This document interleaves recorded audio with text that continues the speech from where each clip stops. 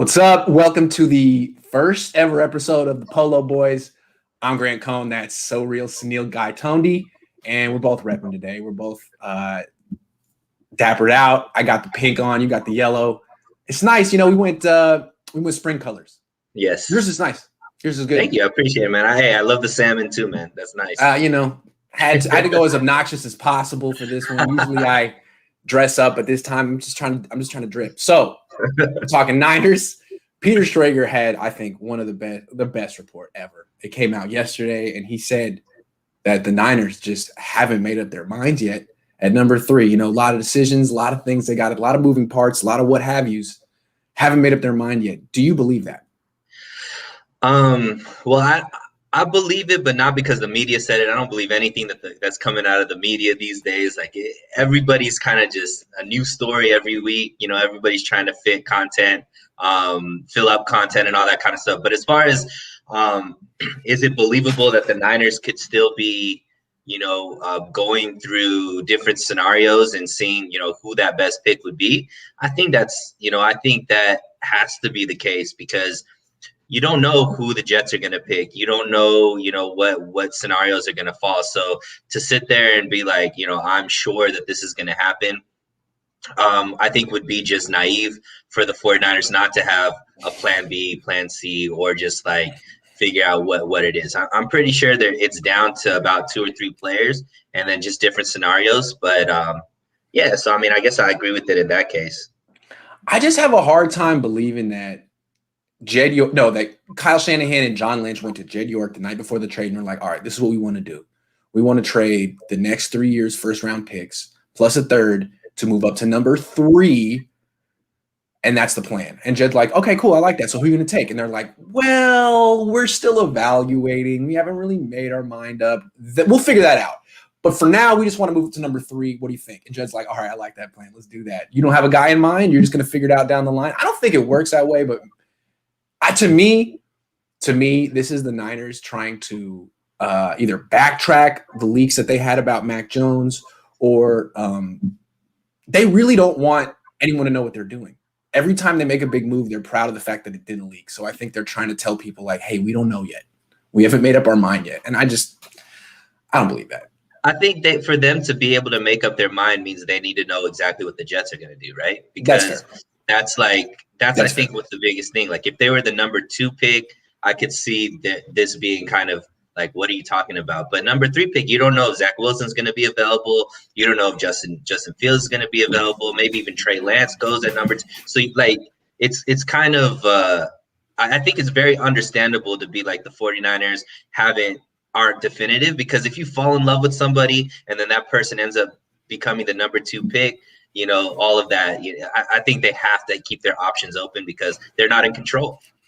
Also, I think it's good PR to say that you haven't made your mind up yet, because they got in trouble in 2017 making their mind up too soon. They were dead set on Kirk Cousins. They didn't give Patrick Mahomes and Deshaun Watson a real chance. If you want to take Mac Jones, that's fine.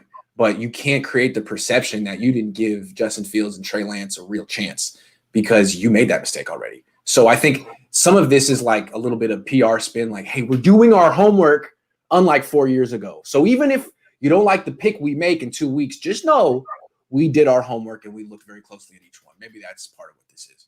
Could be. But yeah. All right. So now we need to talk about running backs, because you've been banging this drum since before you were on the All 49ers team. You're like, hey, they should get Najee Harris at 12. And now you're not backing off it. You're saying they need to take a running back at least one in the top 3 rounds. Why? So I think there's this myth of the undrafted running back being somebody that you can basically hand the ball off to and have a very significant running game with that. And, that's kind of a product of the Shanahan aura. Obviously Mike Shanahan has won 2 Super Bowls in Denver with a running back that was drafted in the 6th round. And so with Terrell Davis, right? So everybody thinks the Shanahan, zone running scheme you could just plug and play any running back into that scheme and you're going to have a top 5 running offense. That's just not the case. It's not accurate. Terrell Davis is one of one when it comes to running back, and obviously him dropping the sixth round is like how Tom Brady dropped to the sixth round. It's like it shouldn't have happened, and it was more chance than anything else. But when you actually look at what the top running backs in the league are, and even with Shanahan, the success he's never had a successful running game without having a one or two running backs that were picked 104 or higher. So, like, just to look at the top 25 rushing players last season, in the top 25, 23 out of the 25 were drafted before the third round. There was only two that were drafted. Aaron Jones was drafted in the fifth round, and then Robinson out of Jacksonville was the only undrafted free agent running back that made that top 25 list, right? When you look at Kyle Shanahan, the 2 years he made it to the Super Bowl, 1 year in Atlanta, he had Tevin Coleman, who was picked in the top 3 rounds, and then Devontae Freeman, who technically was a 4th-round pick, but he was picked with the 104th pick, right? So pretty much right out of the 3rd round, right borderline 3rd round. Now he would have been a 3rd-round pick based off of how the picks fall this year. And then when the 49ers made it to the Super Bowl, Tevin Coleman was the starting running back, and he once again was picked in the top 3 rounds. This is going to be the first last year Tevin Coleman was injured most of the year, and this year they don't have a running back in the running back room that's picked in the top 3 rounds. Everybody's either undrafted or picked 5th round or below. The 49ers running game dropped to 15th. It was pedestrian, and having a new quarterback, whether it be a rookie quarterback or even if they start Jimmy G again, that running game has to be top 5 for them to have any chance for this offense to be successful. And it's just a myth that just keeping a running back core of all undrafted, low draft pick running backs is going to be successful. It just hasn't been shown to be the truth. So top 3 rounds, I think it's imperative for them to get somebody that is worth a top 3 draft pick, because that's the way that you build your running back team. All right. I see you made a great case. You really, really laid it out well. I mean, McKinnon also was a top 3. He was a 3rd-round pick. Shanahan does want to have that type of talent, but it seems to me that while running back is a need, they need a running back. They need a cornerback. They need offensive linemen. And so I guess my only argument would be, or if we were discussing this on the same team and we were in the scouting staff, I'd say, okay, instead of 102, can we take a dude at 117? That's all I would say. Like, I feel like there's a 15 pick. The Niners have pick 102 and they have pick 117. You could argue that maybe they should wait until round 4 to take a running back just because of other needs they have. Not that they don't need a running back. It's just that you have other needs, and running back is the one position where teams have shown that you can get maybe not a bell cow on day 3, but guys who are really good members of a committee, which is what the Niners use. That's all I'm saying. I think that I mean, that's obviously a good argument, but the thing is, you're going to have a rookie quarterback. You want to set this rookie quarterback up for as much success as possible. What's going to help a rookie quarterback be more successful? A starting cornerback or a starting running back? And so to me, that's where option door number 3, an offensive lineman. That's what I'm thinking in round. I agree, but I just don't see where an offensive lineman would fit in the starting rotation at this point on the 49ers. Like, who are they going to pick? What position are they going to fill?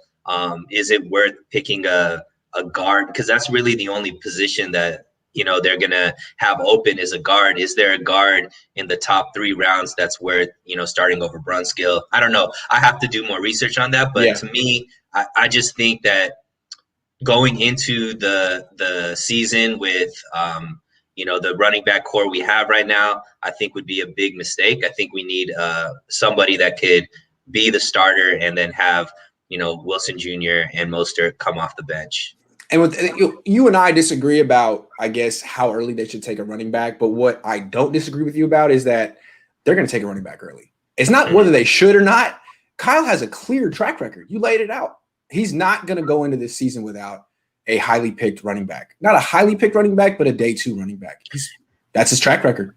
And it's not just Kyle Shanahan, it's every rushing game in the league. Like there's not a top rushing attack in the league that doesn't have at least one running back that was picked in the top 3 rounds. And that's just a fact. That's not any quarterback, that's not any kind of feelings. That's just look at the facts, look at the rushing attacks, the top ones that you'd want to emulate, and they have somebody in the top 3 rounds that's in their running back room.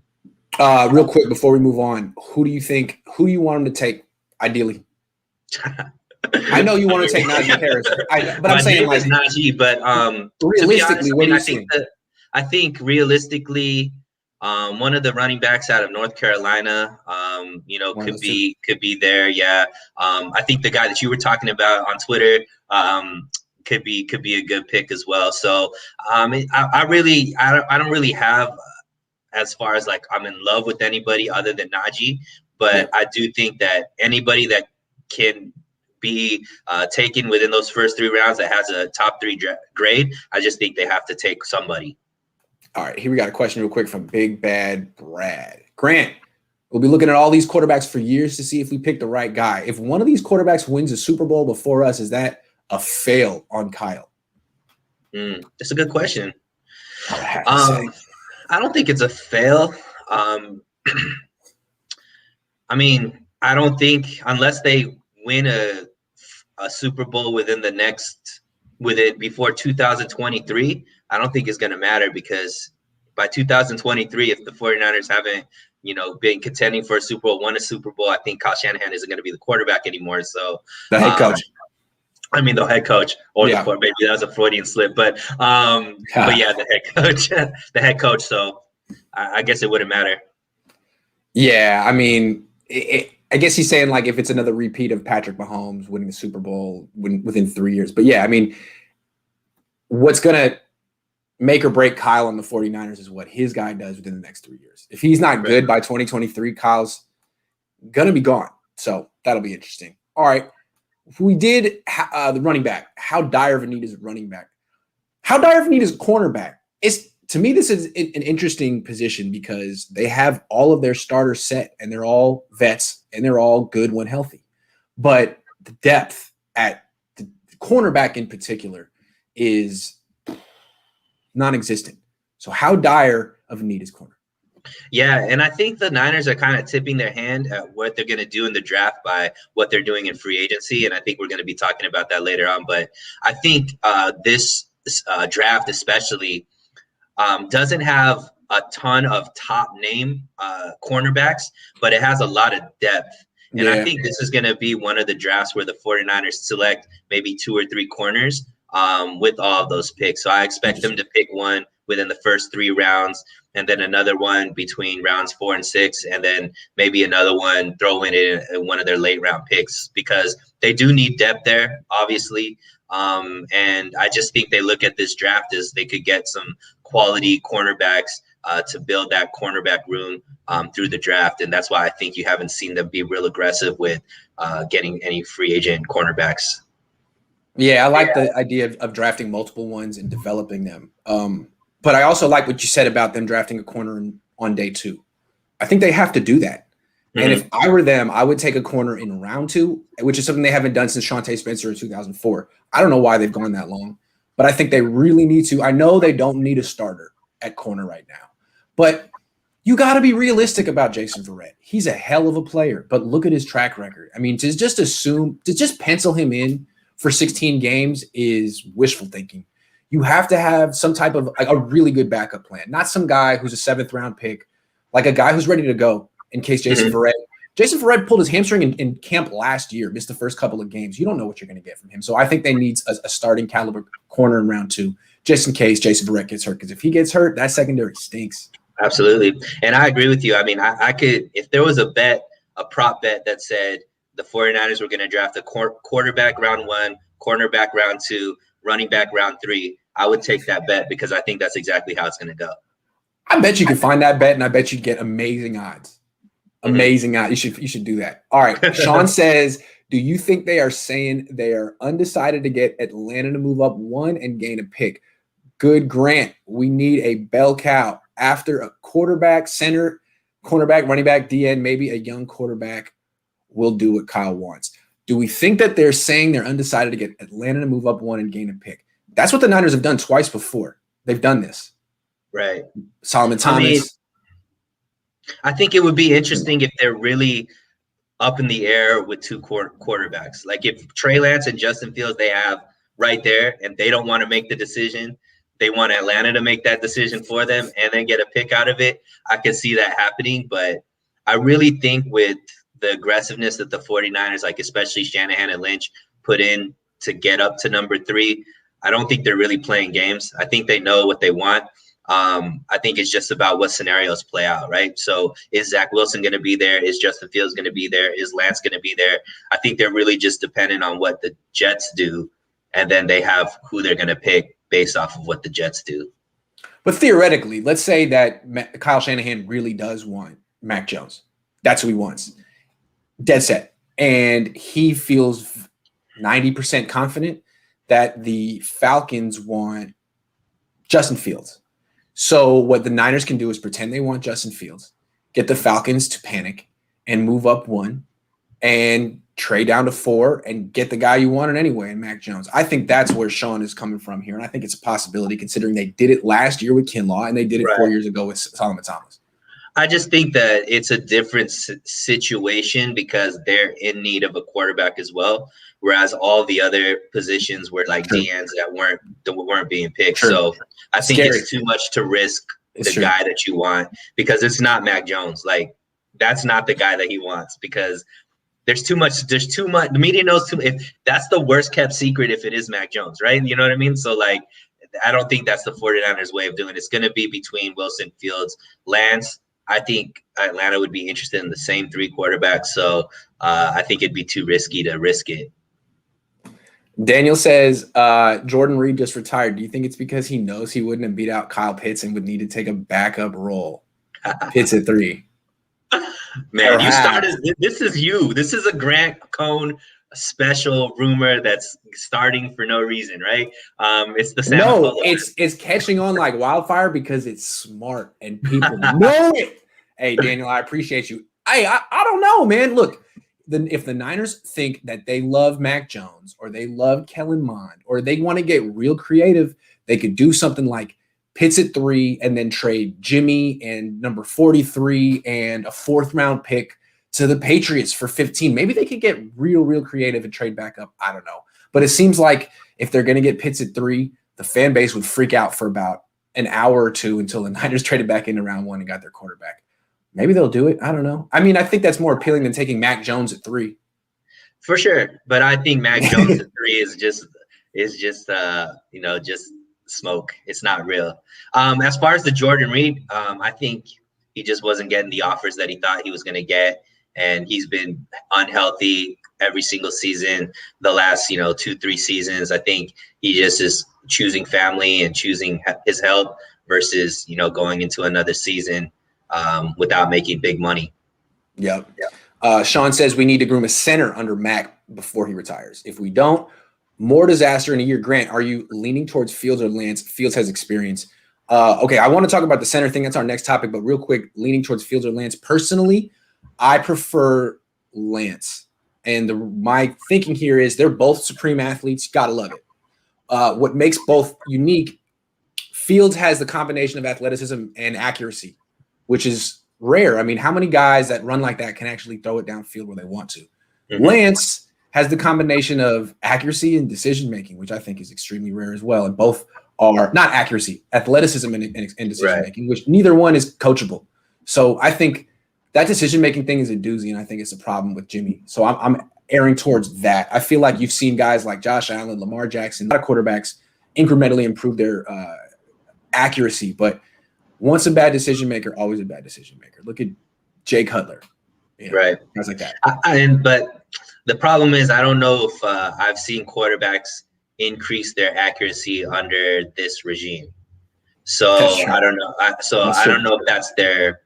It's not like this regime has a track record of developing quarterbacks. Maybe that's why they want. I mean, I don't know about that. I think they do really great with giving the quarterback the best scenarios to be successful, but I think you already have to come in with a certain skill set to be able to maximize that. So that's why I lean towards Fields. All right, so let's talk offensive line. How big of a need is the offensive line? I mean, it's the same old line as last season plus Alex Mack. That's what they did. Alex Mack's had a wonderful career, but he's turning 36, and the Falcons didn't make an effort to bring him back. Glitchy could rebound. All these guys could rebound or not. What do you think of the state of this offensive line? I think obviously they need to have some depth. I mean, there's not much depth there. I do think they need to bring in some young bodies that they could develop. I am much higher on Alex Mack than you are. I mean, obviously we're saying age and whatnot, but as far as like what his skill set is exactly what the 49ers need. The 49ers offensive line fell off of a cliff because of the lack of play at the center position, right? Because the centers that we had were all injured. We were playing like a third, fourth string center. So I think just having that captain, that kind of like quarterback of the offensive line in Mac there that could call out the right reads and, get everybody on the same page, I think is going to do wonders for the offensive line. I do think it's a need. Obviously they do need to draft some offensive line help. I just don't think it's going to happen in the first 3 rounds. I don't think it's as big of a need as running back and corner.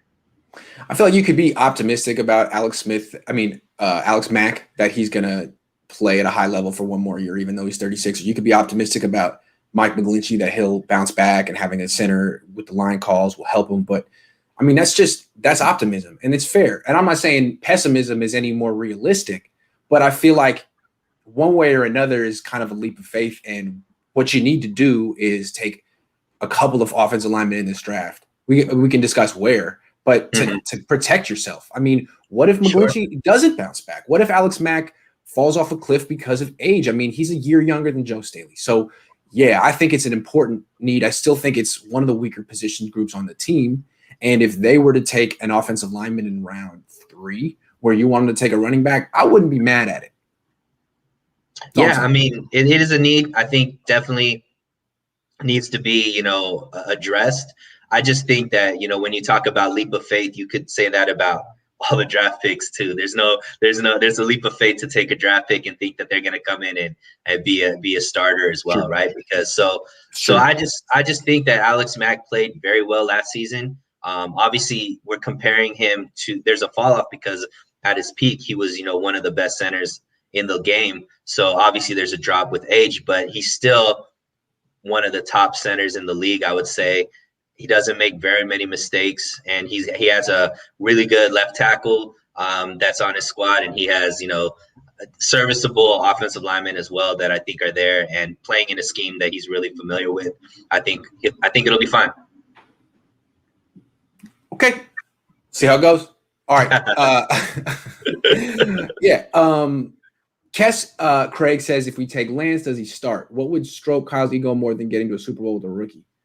I'm not convinced that he wouldn't beat out Jimmy Garoppolo. Again, like they say, he lacks experience. Well, the experience he had was in a pro-style offense. That's good experience as opposed to whatever they do at Ohio State. And then the other thing is, like, decision-making is not a question of experience. It's not. It's an intrinsic trait like running fast or throwing hard. And Jimmy doesn't have it. No matter how much playing time he gets, he's still going to be bad Jimmy 3 times a game where he just throws the ball to the other team. And you're like, dude, what was that, Jimmy? So if this kid, Trey Lance, is the decision maker we think he is, then he can beat out Jimmy right away. I wouldn't rule that out. It's just very remarkable to think that, somebody who's under the age of 21 could not play football for a whole year and be able to start on an NFL caliber team that's, pushing for the Super Bowl, you know what I mean? Or vying for the playoffs. It would say a lot. I mean, he would have to be, I think, LeBron James to be able to just come out, not be able to play football competitively for a whole year and then be able to do anything on an NFL team. I just think that's a big ask for a kid so young. Josh is reading our minds here. He left us a few minutes ago. He says Trey Lance should be the only pick at 3. He's got all the tools, the intelligence, and makes decisions at the line. I believe he's more pro ready than people think, and his deep ball accuracy will get better with reps. Pick him. That's the thing. Like the Lance argument, and Josh lays it out for $25. Thank you. Is that this kid has the highest upside. He is. You say he's got to be LeBron James. He might be, man. he might be that level of athleticism relative to other quarterbacks. And the thing that's so intriguing about him is the intelligence and decision-making. It's so rare for these quarterbacks coming out of college because most college coaches won't let these kids even do anything. I mean, it's like, look at me, I'll tell you. So I think he is interesting. I don't know if he's going to be great, but I think he has a chance. It's Trey Lance week, so everybody's on the Trey Lance train right now. My only question with Fields, I think he could be good because, again, I mean, seems like the kind of guy, if you put him in a good offense and you tell him to execute, he can execute because he can make every throw and he can make every run and he's really, really athletic. But it's those plays, it's the decision-making. What about when a blitz isn't picked up or the right tackle whiffs his block or something doesn't go according to plan and you have to make a decision under pressure? Do you make good decisions? And that's my question with him. Maybe he will, but if he doesn't, that'll always hold him back from reaching greatness, in my opinion. Right. That's my question. And I don't know if it's an intrinsic thing that he makes bad decisions. I think it's more like he's always trying to. He had that whole like what Carson Wentz had with the Eagles when he was just trying to make every play. I think he just tries to make exactly. Yes. And I think with the right coaching with Kyle Shanahan, the schemes that he's going to be. It's gonna be a lot easier to make the right play with Kyle Shanahan as your coach than what he was dealing with at Ohio State. It's so interesting. I've been talking to a lot of people. Like, what do you feel is more improvable? Accuracy, decision making. I feel like you could ask 10 people and get 5 people on one side, 5 people on the other, and maybe there's no scientific answer. It's kind of an interesting question. I guess we'll find out. Like I think when it comes to Justin Fields and Mac Jones, you look at the talent around Mac Jones and the talent around Justin Fields. Obviously, Ohio State is a big name, but as far as the receivers he's throwing to compared to the receivers Mac Jones was throwing to, it's much easier to be a good decision maker when you got all first-round draft picks that you're throwing to, and even the backfield is first-round draft picks versus what I don't know if anybody other than Justin Fields, as far as the skill players on Ohio State, are going to go first round. Yeah, but Trey Sermon's going to go second round. Chris Olave is going to go second round. Those guys are hella good too. I wouldn't say that he was. Ohio State's an all-star team. Come on. True. Trey Sermon's a baller. Come on. Don't give me that. Maitland Eagle says taking Mac Jones at 3 is 100 times worse than when Gettleman took Daniel Jones at 6. If you're going to swing at a quarterback prospect, swing at the one with elite traits. That's what I'm thinking, especially if your coach is 41. Like, Kyle, why are you playing it safe, man? If it doesn't work out and they fire you, the Falcons will hire you or someone else. Like, go for it, man. I don't know. I just don't like. Once again, man, I'm not up for the Kyle Shanahan. Everybody's like going at him for picks that he hasn't made, not for picks that he has made. You know what I mean? Like, it's all going back to 2017. I already laid it out before. Like, there's nothing to show that he's gonna pick Mac Jones at 3. Like, it's just the media that ran with it. It's not coming out of the 49ers, I don't think. Yeah, it's just educated opinions. All right. The Niners are working out Tony Jefferson. Why? Yeah, this is real interesting with the Niners offseason, like that there's continued to be rumblings about them making moves, right? So I kind of laid it out a little bit earlier. I think they're tipping their hand as far as what they're doing in the draft. I think that they're trying to sign, they're looking at D-end, or D-line, they're looking at safeties because they're not going to draft them. And so they're going to use those draft picks probably for the positions that they're not touching, which is what we've been talking about, running back, cornerback, definitely multiple at cornerback, and probably offensive line. They're probably going to utilize all their picks for those, and then they're just, getting solid veterans to fill all the other roles and create depth through free agency versus using draft picks on them. Well, we talked earlier about how dire of a need cornerback is. You could say safety is as well. You could say safety's right there because one starter can't play more than 8 games a season. Sorry, Jaquaski, I'm sorry, but burden of proof's on you on that one.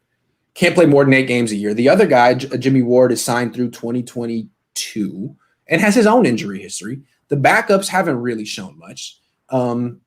Seems to me they do need a safety, and if they don't sign someone like Tony Jefferson, they could end up taking a guy in round 2 or 3.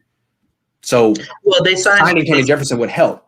They signed another safety this offseason too, right? Obi Melifonwu? No. Didn't they sign somebody from The Colts. Well, someone that you've never heard of. Yeah.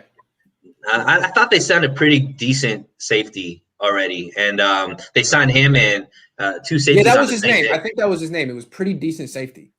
Well, I mean, I think they're signing for depth right now. They're not. They know that they have their starters in place. They're signing for depth. Tavon Wilson. There Boom. it is. There you go. Yeah, Yep. yeah. Yep. So Yep. I think I mean he's a very I think he's started before. So I think Yeah. they have good depth there. I think they're just seeing, hey, we could get depth through free agency versus using our resources in draft picks to get. Maybe they're much higher on the corners this draft than the safeties. So Yeah, that's why maybe they're they feel like they can only take one DB position on day 2, and they're going to go corner because right. the prospects are better. That makes sense. That makes sense. Sean says, how complex were the defenses Trey looked at? We dealt with developing the deep ball with Jimmy. He is 30 and still can't read a defense or throw deep. They weren't super complex. It was 1AA football. Now, how complex were the defenses that Justin Fields faced? Not that complex. I mean, it's a run-first offense. He faced a lot of 8-man boxes and zone. But that's what a lot of same with Mac Jones in Alabama. If you have to stop Najee Harris, you're going to play 8 in the box and play cover 3, and you see a lot of that. So it's like the same thing with all these guys, really. Right. I'm just saying. But good question. All right, last question, last topic for us. Jimmy Garoppolo has been on radio silence forever. What do you make of that? Yeah, I mean, this is super interesting to me because I even looked at his Twitter and he hasn't tweeted anything since like 2019. It's really weird because, obviously he's coming off of an injury and you're seeing all these videos like Nick Bosa's putting out videos of him, coming back from his injury. I've even seen like Quan Alexander, former 49er. He's not signed this right now, but he's putting out videos of him running after his, surgery and all this kind of stuff. I really find no reason why they're not like showing Jimmy G like working out, looking healthy, like throwing the ball. Because for me, if I'm looking at it from Jimmy G or the 49ers perspective, I need to see this guy play to get any draft value out of him. But I really don't see a reason why I would keep it quiet other than he's not healthy. And to me, I think that's what I think's going on is like, I don't think he looks that good. He's probably not that healthy. He probably is quiet just because he doesn't want attention brought to him because of, how he's doing health-wise right now. Right, because if he was healthy, he'd want to broadcast that. That would increase his value. Look at how good I look. Look at me running around, throwing. Oh, Zach Wilson threw deep, rolling left. I can do that kind of stuff. But you're not seeing that. Here's what I always compare him to Andrew Luck. It's like with Andrew Luck, he got hurt, and then people were like, yeah, he'll be back, though. And then there was reports like, hey, it's really not improving. He really doesn't feel ready. He's still hurt. And then Andrew Luck retired. I feel like I half expect every morning to wake up and see like a notification, Jimmy Garoppolo retired. I just feel like that's coming. And I don't know when, but I always feel like that's coming every morning. Jimmy's gone. Jimmy retired. It's like, oh, I don't know. I agree with you. That thought crossed my mind too, because where's the fight? Like, where's the, if you want to play football, you would say something like, I am a starting quarterback. Like, maybe it's just us as, fans and media that are like propping Jimmy up. Maybe he just doesn't want it anymore. Like, because that's what I wonder. Yeah. And no footage, no, like you haven't even heard from him. Like his replacement is literally all that's talked about 24 hours a day. And we hear nothing from him. Yep. That's right. And last year when he was, it's not like he said, hey, man, I feel close to 100%. I want to be out there with my teammates. He never said anything like that. Kittle said that. Mm-hmm. Garoppolo was just like, yeah, just not quite ready yet. Not quite ready yet. Okay. Do you still, when will you ever be ready to play football, man? Because you're almost 30 years old and you've played like 30 games, man. What's going on here? You've pocketed almost $100 million of Jed York's money and you're still taking notes. You're still learning. What's going on, man? And more interesting from the 49ers side, because if they are looking to draft or at least get anything like a first-round pick out of him, you would think you'd want reports that he's healthy, he's throwing, he's strong. Like you think you'd want these reports. So the only thing we don't maybe even I'm know hoping, where he is. Is right. he rehabbing? Is he throwing? Is he where is he? Is he in California? Where is he? Like, yeah, exactly. maybe the only thing maybe I'm thinking is there's already a trade. It's already a done deal. They're just And they're waiting just to like, report it, be quiet. Don't which say anything. I don't understand either. But unless there's something that the 49ers are maybe they have something with the Patriots already in line where they're getting a high pick for it, and they don't want anybody to know till draft day. I guess. I don't know. Jimmy is staying quiet because Jimmy isn't going anywhere. We're not drafting a quarterback. Jimmy is our guy. Rosen is our future. Dang! Daniel, hey, I love you, man. I love Daniel Ailman. What a guy. What a guy. I appreciate it, dude. You're the MVP of today's chat. Thank you so much for the next donation, man. Ah, man. Hey, well, this was fun. The first week of official polo. Boy, I got another polo that I bought. Let's so go. I got another color for next week, man. Good I stuff love today, it, man. All right, Hey, man. you guys have a good day. Yeah, thanks everyone for watching.